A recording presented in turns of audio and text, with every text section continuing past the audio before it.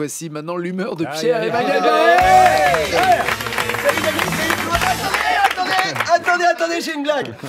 Est-ce que vous savez comment on appelle un chat qui bosse à la SNCF? Un cheminou. Zéro pour l'humour. Assez rigolé, c'est l'heure de ma revue de presse. Et aujourd'hui, on va parler des gens qui vont se ridiculiser aux primaires socialistes. Jingle. Manuel Valls, c'est très bien.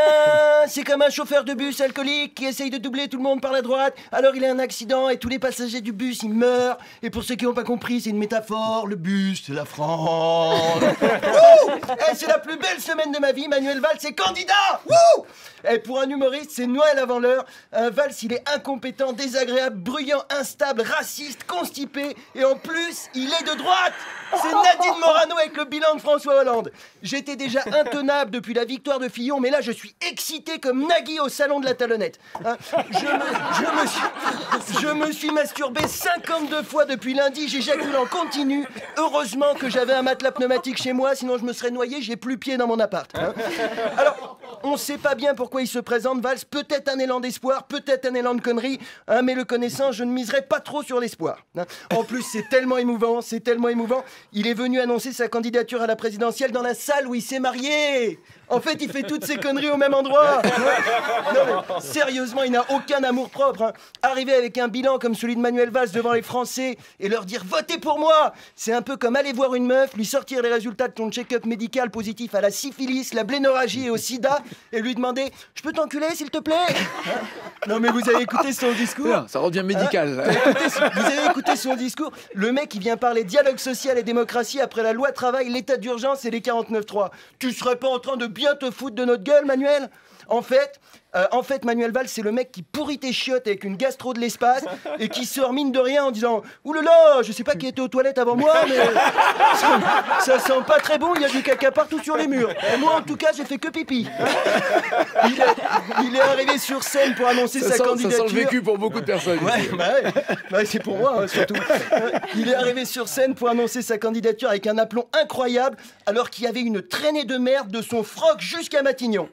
En plus, on dirait qu'il comprend même pas que c'est pas bien ce qu'il a fait. Sérieusement, on dirait un trisomique, il est complètement déconnecté de ses actes. Le mec, on lui dit « Attention, t'as fait caca partout sur la France !» Il répond « Oui, j'ai encore envie !» C'est plus le Premier ministre, c'est le 8e jour. Alors évidemment, on va recevoir des plaintes d'associations de trisomiques, Nagui. Des mails qui diront « C'est inadmissible ce que vous dites, comment osez-vous nous comparer à Manuel Valls ?» Et ils auront raison. Je me sens plus en sécurité dans un pays dirigé par Pascal Duquesne que par Manuel Valls. En tout cas, son slogan est magique, faire gagner tout ce qui nous rassemble. Emmanuel, le seul moment où il y aura plein de gens heureux de se rassembler autour de toi, ce sera à ton enterrement. Qui va aller voter Manuel Valls, sérieusement?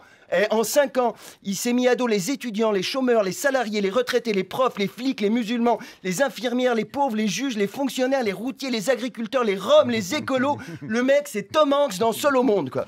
Le seul moyen qu'il a de faire plus de 3% aux primaires, c'est de dessiner plein de têtes sur des ballons de volley et de leur filer le droit de vote. Et puis, alors, pour le remplacer au poste de Premier ministre, Hollande, il a choisi Bernard Cazeneuve.